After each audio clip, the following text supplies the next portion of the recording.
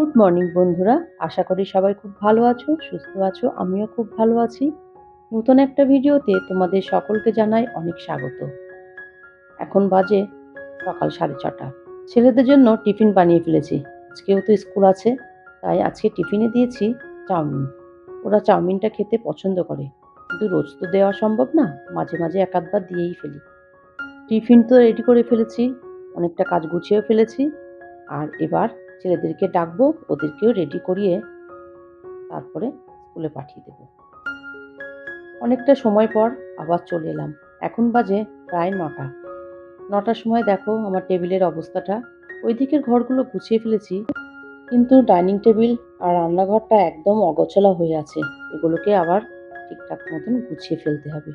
চলো এবার সংসারের কাজে লেগে পড়ি। সবার আগে টেবিলটা তো ঠিক করে নেব, মানে ফাঁকা করব। আর এদিকে গতকালকের কিছুটা ভাত বেঁচে গেছে। ভেবেছিলাম যে ভাত ভাজা করব, কিন্তু সেটা আর করে উঠতে পারিনি। কয়েকদিন আগের ভিডিওতে তোমাদের যে কেনাকাটাগুলো দেখিয়েছিলাম, তার মধ্যে কিন্তু এই যে সসের বোতলটাও ছিল। এটা তোমাদেরকে দেখাতে পারিনি, বলেছিলাম যে কোনো একটা সময় দেখিয়ে দেব, তাই সেটাই তোমাদেরকে দেখালাম। এবার তো টেবিলটা একদম ফাঁকা করে মুছে ফেলবো, তারপরে রান্নাঘরে হাত দেব। সংসারের কাজগুলো যদি পরপর সাজিয়ে গুছিয়ে করা যায়, কাজটা কিন্তু অনেক সহজ হয়ে যায়। কিন্তু অগোছালো ঘর থেকে যদি বেশি টেনশনে পড়ে যাই, কাজ কিন্তু সেদিন এগোনোই যায় না। অনেক কাজের চাপটাও বেড়ে যায়।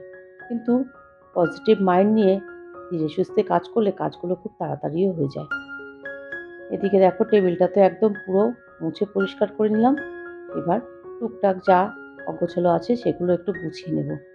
আর এগুলো তো রোজ করা সম্ভব হয় না, তাই মাঝে সাঝে এগুলোকে, মানে আমি যে র্যাকটা সাজাচ্ছি সেটার কথাই বলছি, এগুলো টুকটাক একটু পরিষ্কার পরিচ্ছন্ন করে নিতেই হয়। চোখের সামনে যদি অগোছালো থাকে কোনো জিনিস, দেখতে কিন্তু মোটেই ভালো লাগে না। ঘরটা তো গুছিয়েই ফেলেছি, এবার তো ঝাড় দিয়ে নেব। এখন কিন্তু ঘরটা মুছবো না, রান্না করার পরেই, মানে রান্নার শেষে একেবারে ঘর মুছবো। আর ভালোই ঠান্ডা পড়েছে জানো তো, মানে গায়ে থেকে সোয়েটার খোলাই যাচ্ছে না। সকালের ওয়েদারটা বেশ ভালোই আছে, মোটামুটি রোদ তো উঠেছে, কিন্তু ঠান্ডাটা বেশ ভালোই আছে। মাঝে মাঝে তো আবার হাওয়াও হচ্ছে, মনে হচ্ছে রাত্রিবেলা আরও ঠান্ডা পড়বে। চলো ফ্রিজ থেকে সবার আগে সবজিগুলো বের করে নিই। একে একে সবজিগুলো কেটে নেব, কিন্তু ওদিকে ভাতটাও বসিয়ে দিয়েছি। ভাতটা কোথায় হচ্ছে বলো তো? উনুনে ভাত হচ্ছে। যেহেতু আজকে বেগুন পোড়া করব, তাই ভাতটা উনুনে বসিয়ে দিয়ে এসেছি। আর আমি এদিকে সবজিগুলো কেটে রান্না করব। বেলা এখন প্রায় 11টা বেজে গেছে। সকালবেলা কিছু এখনো খাওয়া হয়নি, মানে সকালে ব্রেকফাস্টটাই করা হয়নি। ভেবেছিলাম যে ভাতটা ভাজা করেই খেয়ে নেব, কিন্তু পরে আর একার জন্য ইচ্ছা করলো না। আমাদের মেয়েদের তো এটাই হয়, একার জন্য কোনো কিছু করে পরিপাটি করে খাওয়ার ইচ্ছাটা জাগে না। মনে হয় যা পাই তাই খেয়ে নিই, পেটটা ভরা হলেই হলো। তোমাদের সঙ্গে কথা বলতে বলতে সবজি প্রায় কাটাই হয়ে গেছে। আর এই যে নতুন চপিং বোর্ডটা পেয়ে তো আরো বেশি ভালো লাগছে। সবজি কাটতেও বেশ ভালো লাগছে। নতুন জিনিসের সবথেকে আকর্ষণ বেশি হয়। আর নতুন জিনিস ঘরেতে এলে সেগুলো তো বারবার দেখতেও ইচ্ছা করে। চলো এবার মটরশুঁটিগুলো ছাড়িয়ে নিই, তারপরে তো রান্না বসাবো। ওইদিকে কিন্তু গিয়ে ভাতটাও দেখিয়ে এসেছি, আর বেগুনটাও পোড়া দিয়ে এসেছি। ভাতটা যতক্ষণে হয়ে যাবে, ততক্ষণ আমার সবজিগুলো কেটে সবকিছু রেডি করে নিতে পারবো। আর আমাদের মতন হাউসওয়াইফরা তো সবসময় চাইবে যে সংসারের কিছু পয়সা বাঁচাতে। আমার যেমন একটু গ্যাস বাঁচানোর জন্য, গ্যাস বাঁচানো মানেই পয়সা বাঁচানো, যার জন্য আমি উনুনে ভাতটা দিয়ে এসেছি। ওদিকে ভাতটা হতেও থাকবে, আমার এদিকে গ্যাসটাও কিছু বেঁচে যাবে। এইভাবে তো কিছু সঞ্চয় করা যায়। আর প্রত্যেক গৃহবধূরাই চায় যে সংসারে কিছুটা পয়সা বাঁচিয়ে অন্য কোনো কাজে লাগাতে। এদিকে দেখো সব সবজি কেটে নিয়েছি। আজ করব ভেজ ডাল, বাঁধাকপি ঘন্ট, বেগুন ভাজা, পাঁপড় ভাজা।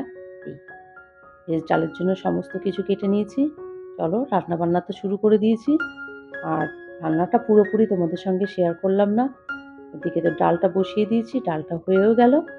আর তার সঙ্গে গতকালকের না বেগুন আলুর যে মাছের ঝোলটা করেছিলাম, সেটাও 2 পিস মাছের সঙ্গে তরকারিটা বেঁচে গেছে। সেটাও বের করে একটু গরম করে নেব। ডাল তো আমার হয়ে গেছে, এবার একে একে সমস্ত কিছু টেবিলে রেখে দিয়ে আসবো। এখন বাজে প্রায় 1টা। রান্না বান্না করতে অনেক দেরি হয়ে গেছে। স্নান করে ভাবি রান্না করব, কিন্তু সময় হয়ে ওঠে না। মনে হয় কাজগুলো সব কিছুই করে নিই, তারপরে ভালোভাবে স্নান করা যাবে।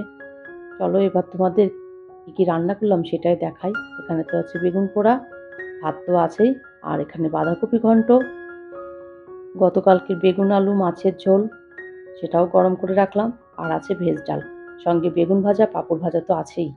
এই তো ছিল আজকের দুপুরবেলার রান্না বান্না। বিকাল হয়ে গেছে, আর রিজুকে দেখতে পাচ্ছ ব্যাট হাতে আসছে, ও একটু খেলা করতে গেছিল মাঠে। পায়ানও আছে। আজ আর ভিডিওটা বড় করলাম না, আজ তাহলে এই পর্যন্ত। আমার এই ভিডিওটা যদি তোমাদের ভালো লেগে থাকে, please like, comment, share and subscribe করো। সবাই খুব ভালো থেকো, সুস্থ থেকো। দেখা হবে অন্য কোনো নতুন ভিডিও নিয়ে। টাটা।